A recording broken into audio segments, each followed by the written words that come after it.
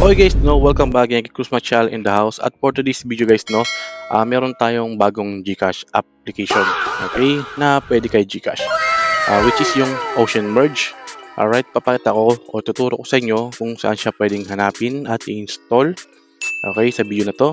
Pero kayo nang bahala mag-discover kung saan siya o paano gamitin or laruin. Pero bago tayo magsimula guys, kindly please like this video, subscribe to my channel, and don't forget to hit the notification bell below para lagi updated kay Cruz Match Channel the house sa mga Gcash application, mga tutorials, tips, and tricks. Pero disclaimer lang guys, this video is for educational and entertainment purposes only.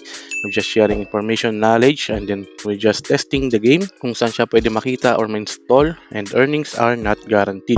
Okay, kung okay tayo dun guys, mag-start na tayo.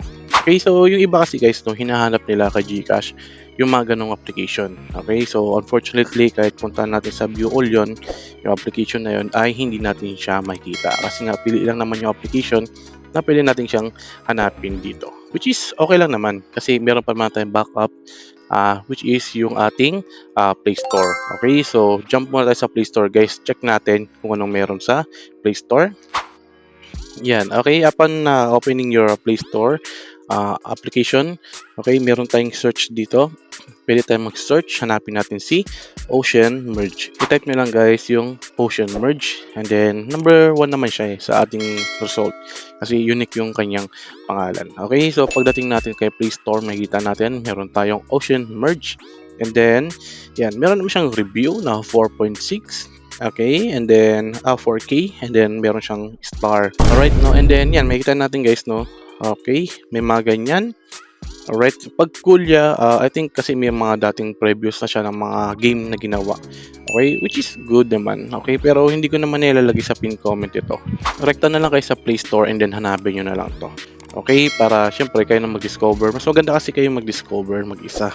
Okay, kaysa ni-walkthrough pa natin. Okay, so yan, nakita nyo naman. Check nyo yung review, kung ano yung sabi sa review. Okay, so yan, isa-isa nyo kung good ba o hindi. Okay, for me lang naman, i-share ko lang naman sa inyo kung saan siya hanapin. Ano ba tong application na to? Siyempre, kung pwede kay Gcash, I think possible naman siya. For me lang guys, Kaya nga sabi ko sa inyo palagi sa disclaimer natin, earnings are not guaranteed. Just testing this, okay? Mga disclaimer natin. Okay, so meron pa tayong next video, guys, Siyempre, abangan nyo na lang, and then meron pa tayong Gcash palipad. Kaya mag-like and subscribe na lang kayo sa ating channel. Okay, so dun tayo sa may bonus, guys, natin, Dati, pagdating natin sa Gcash, alright, so meron tayong Enjoy. Okay, dito, pagdating dito, meron tayong Lucky G. Ngayon, wala na tayong Lucky G yan. Ginamitan na siya ginawa na siyang play. Pero fortunately guys, meron pa tayo sa pin comment kung hinahanap nyo yun, kung lang naman at kung gusto nyo hanapin. Okay, meron tayo sa pin comment dyan. Kung gusto nyo lang hanapin yung Lucky G natin dyan na binago ni Gcash. Okay, so I think yun lang naman guys, pagdating sa Play Store, search nyo na lang, etc. and so on and so forth yung game na yun. Alright, so again guys, kung nakatulong sa itong video to, kindly please like this video, subscribe to my channel, and don't forget to hit the notification bell below para lagi updated sa mga Cruz Match Channel the house na video, Gcash app tutorial, tips and tricks. Okay, yun lang na muna, Salamat sa panonood, cheers, and bye-bye muna. See you sa next video.